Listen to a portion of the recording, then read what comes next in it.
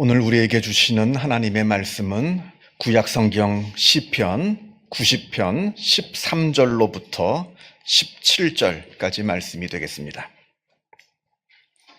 제가 가지고 있는 성경으로 구약성경 870면에 있습니다. 구약성경 870면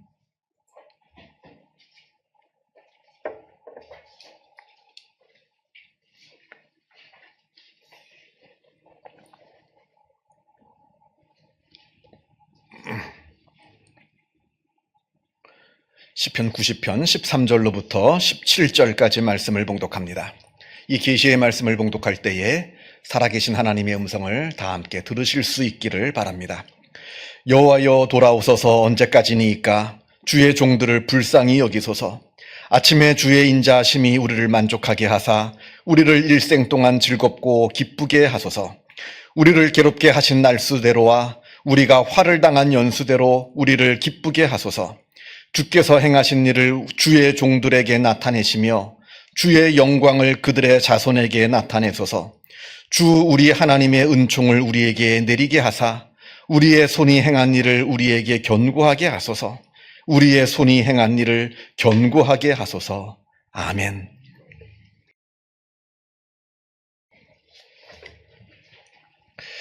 요즘 전 세계적으로 주목을 받고 있는, 사람들의 관심을 끌고 있는 화두라고 한다면 아마 인공지능 AI일 겁니다. 여러분들 중에서도 직장에서나 아니면 개인적인 실생활 속에서도 이 AI를 사용하시는 분들이 아마 많으실 것이라 생각이 듭니다.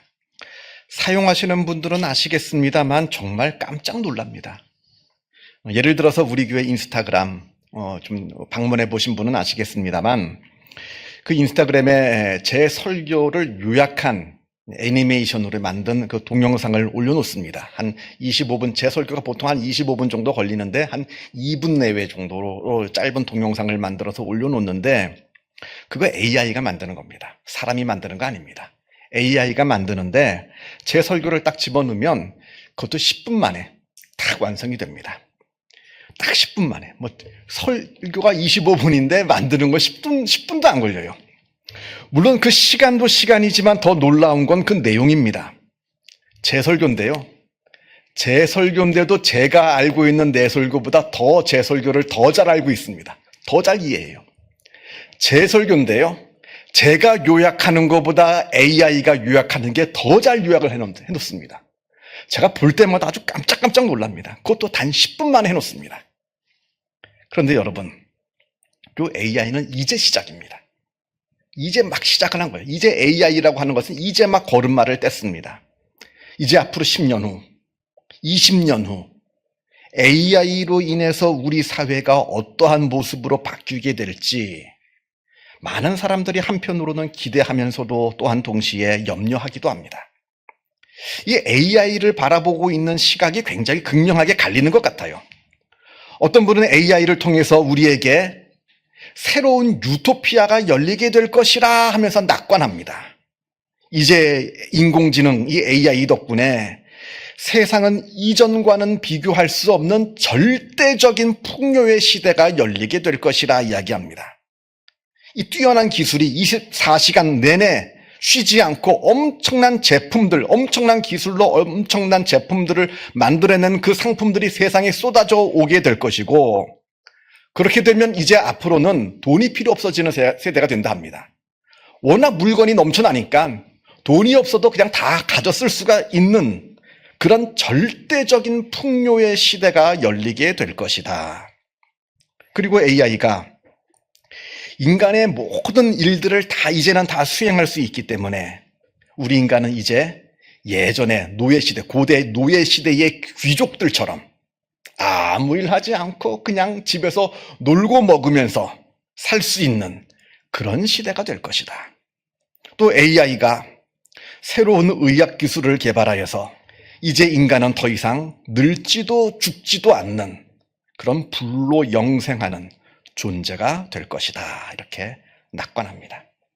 그러나 이와는 반대로 AI를 굉장히 비관적으로 바라보는 시각도 있습니다.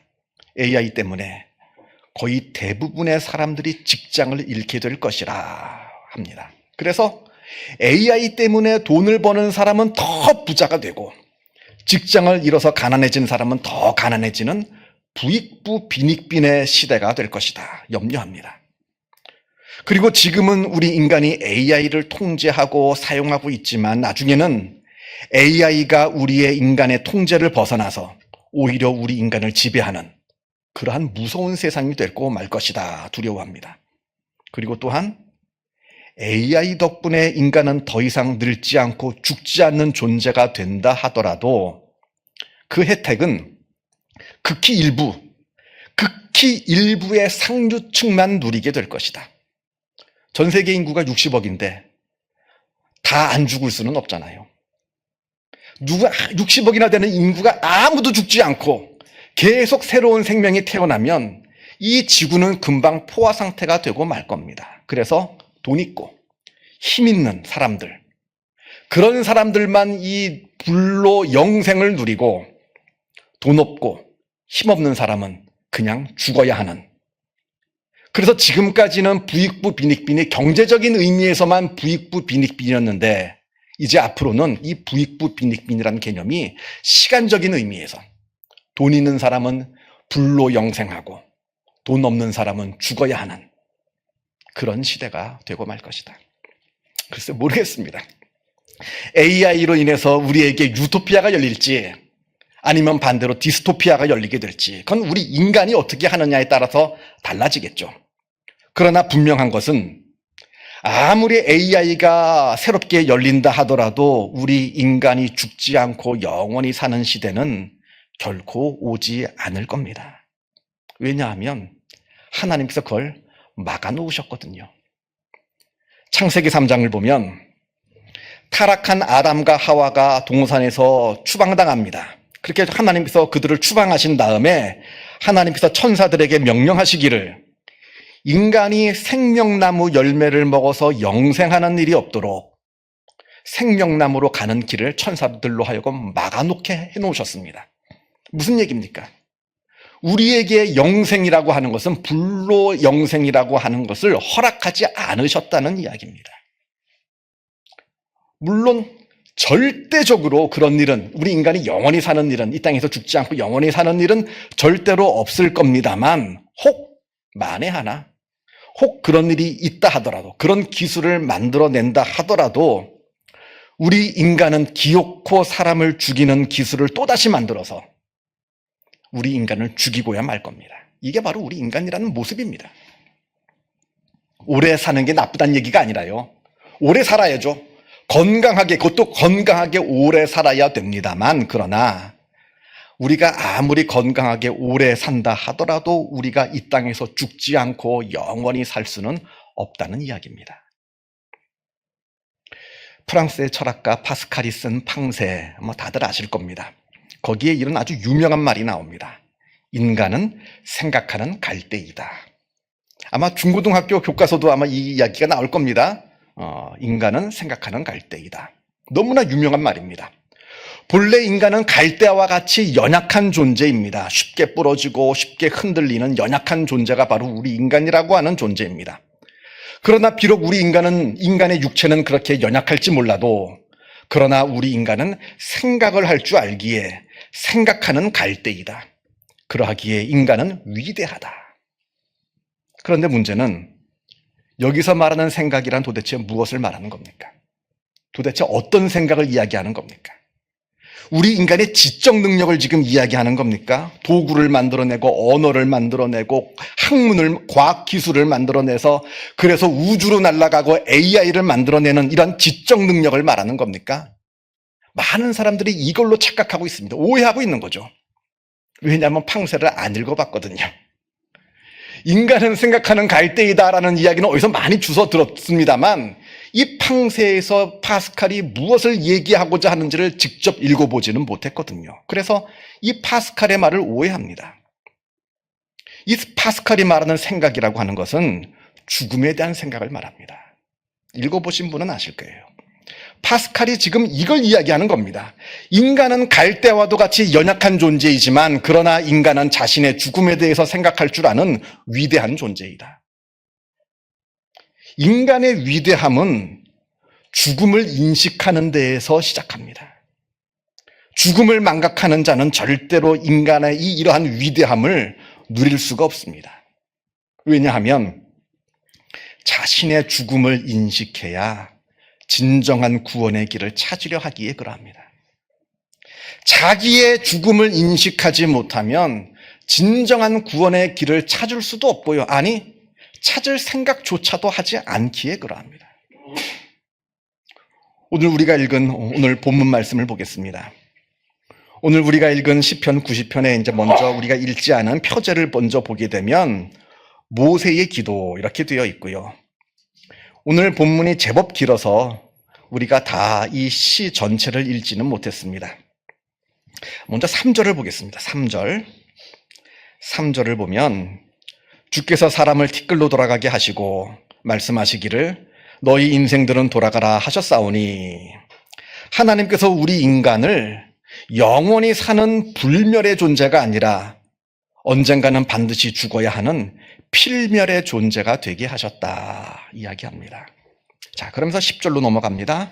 10절을 보면 우리의 연수가 70이요 강건하면 80이라도 그 연수의 자랑은 수고와 슬픔뿐이요 신속히 가니 우리가 날아가나이다.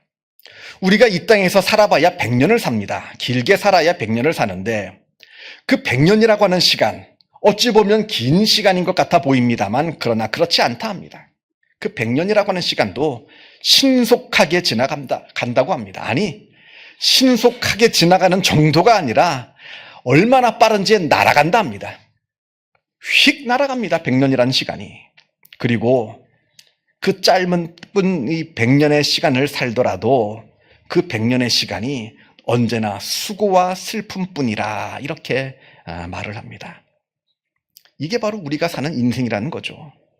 반드시 우리는 죽어야 하는 존재이고 또 이 땅에서 살지만 그 100년이라고 하는 시간도 언제나 수고와 슬픔 속에서 살아가야 하는 이렇게 연약하고 불쌍한 존재가 바로 우리 인간이라는 겁니다.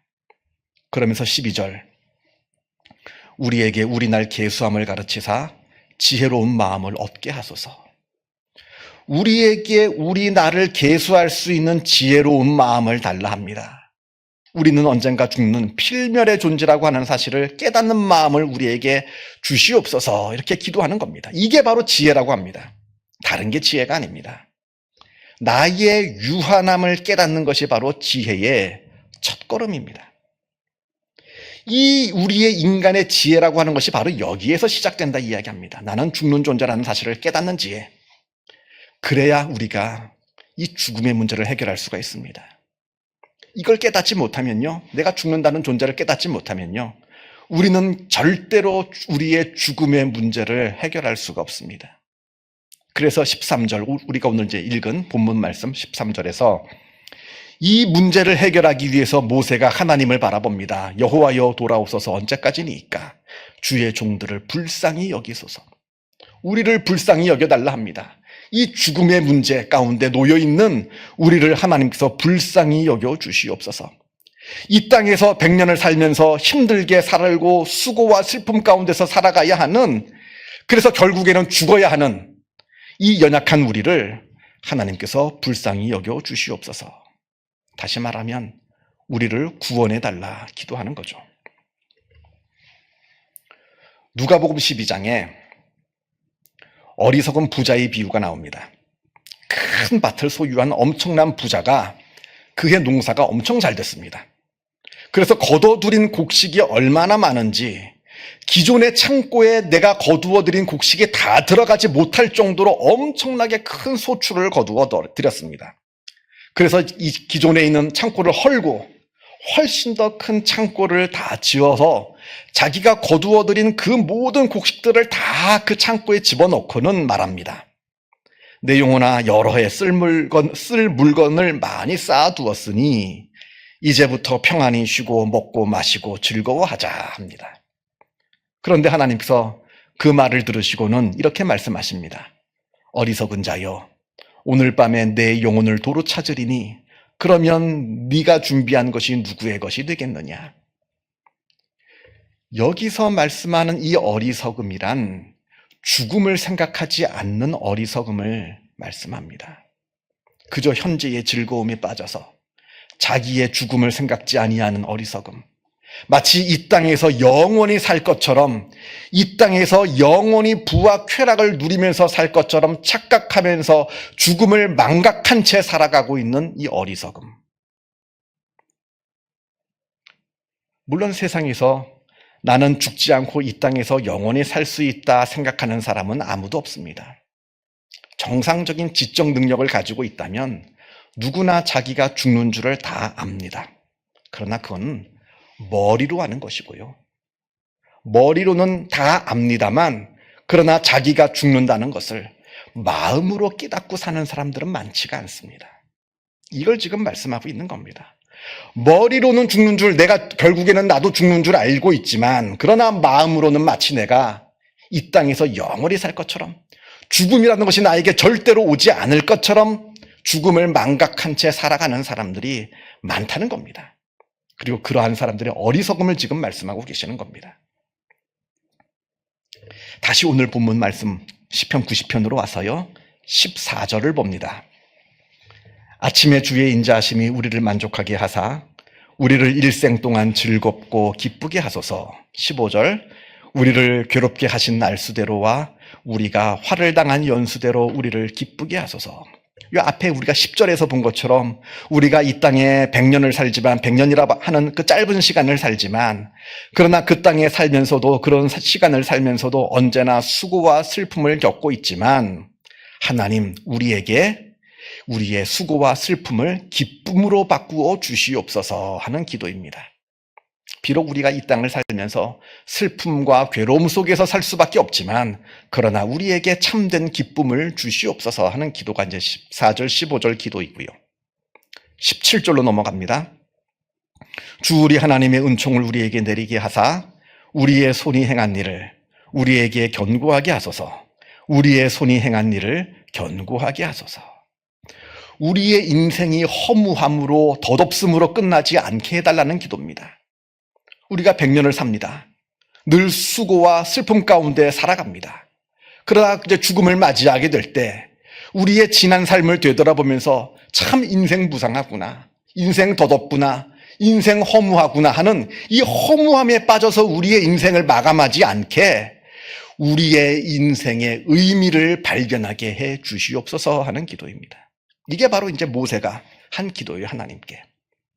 결국 한마디로 이야기하면 하나님 우리를 불쌍히 여겨 주시옵소서 하는 기도입니다. 그리고 이 기도는 예수님의 십자가를 통해서 모두 다 우리에게 응답이 됩니다.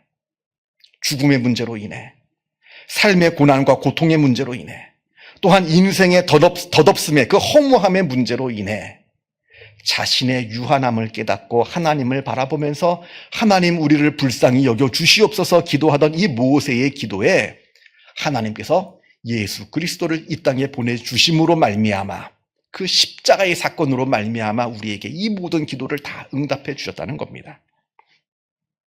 구체적으로 이야기하면 그리스도와 십자가를 통한 영생.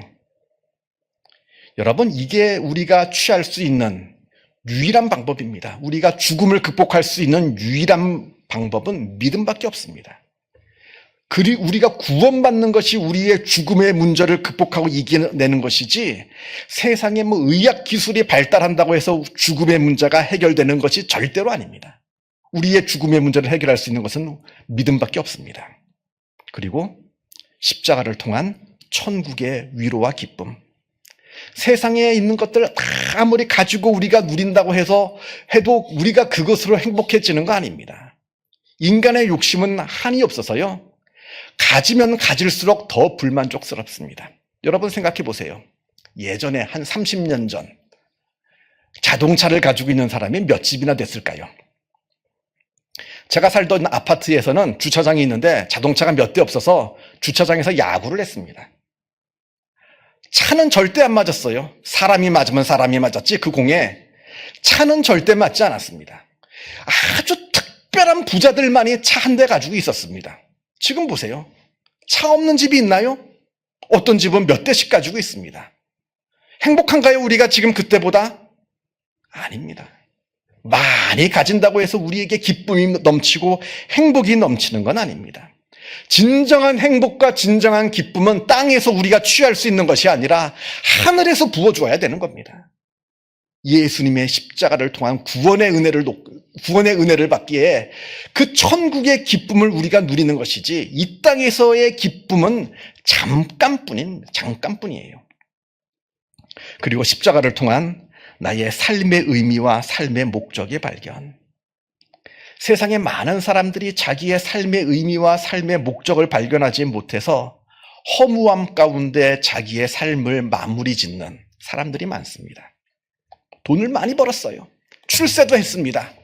그런데 지난 삶을 되돌아보면 나는 그냥 돈 버는 기계였다 이렇게 고백합니다. 나의 삶은 없었다. 나의 삶의 의미는 없었다. 나는 그저 돈 버는 기계로 살았노라 하는 사람들이 굉장히 많습니다. 특별히 중년 이후에요. 그러니까 여러분 중년이 되면 이제 성공을 하고 돈을 벌고 하는 것도 중요하지만 내 삶의 의미를 찾으려고 노력을 해야 됩니다. 여기서 말하는 중년은 33살을 말합니다. 여러분 33살 되시면 청년 아니에요. 중년입니다. 마냥 청년인 줄 알면 그건 아주 착각하고 있는 거예요. 내가 33살이 넘었다라고 한다면 세상의 출세, 세상에서 내가 성취하는 것도 중요하지만 나 자신을 들여다보면서 내 영혼이 깊어지는 노력을 해야 됩니다. 인생의 의미와 목적은 이 땅에서 발견되지가 않습니다. 왜냐하면 인생의 의미와 목적은 궁극적인 것이기 때문에 그러합니다. 단기적인 목표는 이 땅에서 발견되죠. 발견할 수가 있죠. 내가 시험 있는데 이 시험을 합격하겠다. 내가 뭘 이루어겠다. 단기적인 목표는 이 땅에서 우리가 발견하고 이 땅에서 성취할 수 있습니다만 인생의 의미와 목적은 최종적이고 궁극적인 것이기 때문에 이 땅에서 발견할 수가 없습니다. 이건 오직 하늘에서 발견할 수가 있는 겁니다. 그걸 하나님께서 우리에게 십자가를 통해서 우리에게 주셨다는 겁니다. 죽음의 문제, 삶의 고통과 불행의 문제, 그리고 삶의 의미와 목적을 발견하지 못해 인생의 덧없음의 문제로 인해서 고통당하고 있는, 불행에 떨고 있는 우리 인간을, 우리들의 삶을 하나님께서 불쌍히 여겨주셔서 우리를 구원하시고자 예수님을 이 땅에 보내주셨다는 겁니다. 그래서 예수님께서 십자가를 지신 겁니다. 우리가 지금 사순절 기간을 보내고 있습니다.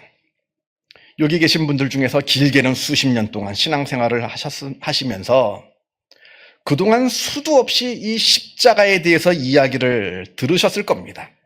그래서 이 십자가의 은혜를 너무나 잘 알고 있죠. 그러나 한번 깊이 생각해 보십시오.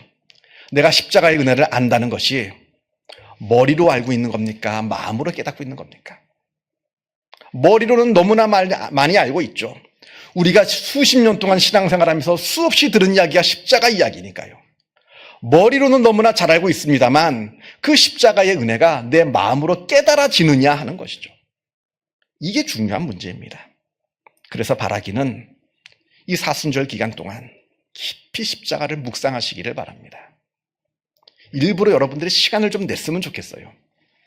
여러분 하루에 스마트폰을 내려놓고 안 보는 시간이 얼마나 될까요? 우리 눈앞에 화면이, TV 화면이든 스마트폰 화면이든 화면이 없이 내 귀에 텔레비전 소리가 됐던 이 스마트폰 유튜브 동영상이 됐던 뭐가 됐던 내 귀에 아무 소리가 들리지 않는 시간이 잠자는 시간 빼고요. 얼마나 됩니까? 모르긴 몰라도 10분 안 넘을걸요? 제가 가끔마다 신기해하는 게 화장실을 가잖아요. 스마트폰을 거기 올려놓고 용변을 보는 사람도 있어요. 정말 희한하더라고요. 그거 짧은 시간 그거 못 참아가지고 그걸 이렇게 올려놓고 용변을 보는 사람도 있다는 거예요. 남 얘기가 아닙니다. 내가 아무것도 보지 않고 아무것도 듣지 않고 하나님을 묵상하는 시간이 내가 하루에 몇 분이 되는지 10분은 넘어야 됩니다. 아무리 못해도 여러분 10분은 넘어야 됩니다. 근데 10분 넘는 사람 많지 않아요. 그래서 깊이 십자가를 묵상하면서 그 십자가의 은혜가 머리로만 알아지는 게 아니라 마음으로 깨달아지는, 그래서 그 십자가의 은혜가 나를 감격시키고 그 십자가의 은혜가 내가 경험하는, 경험되는 놀라운 사순절 기간이 되기를 주님의 이름으로 축원합니다. 기도하겠습니다. 사랑과 은혜가 충만하신 하나님 아버지, 우리를 불쌍히 여겨 주옵소서. 우리는 죽음 앞에서, 그리고 삶의 고통 앞에서, 그리고 삶의 무기력과 허무함 앞에서 우리 스스로 무너져 내릴 수밖에 없는 연약한 존재들입니다. 하나님께서 우리를 불쌍히 여겨주셔서 예수 그리스도를 우리에게 보내주시고 예수 그리스도의 십자가의 은혜를 통해서 우리를 하나님의 자녀 삼아주시고 우리를 구원하여 주심에 그 은혜에 감사를 드립니다. 우리가 이 은혜를 깊이 깨달아 알게 하여 주옵소서. 그냥 머리로만 알지 않게 하여 주시고 깊이 깨달아 알게 하여 주시어서 우리의 죽음의 문제를 극복하게 하여 주시고 우리의 마음 가운데 진정한 기쁨과 행복으로 넘쳐나게 하여 주시고 우리의 삶의 의미와 목적을 새롭게 발견하여서 우리의 삶에 힘이 있게, 능력이 있게 하여 주옵소서. 그리하여 우리 마음 가운데, 우리의 입술 가운데 늘 하나님을 찬양하고 하나님께 감사하는 주님의 귀한 자녀들이 다 되게 하여 주옵소서. 감사드리오며 이 모든 말씀 우리 주 예수 그리스도 이름으로 기도하옵나이다. 아멘.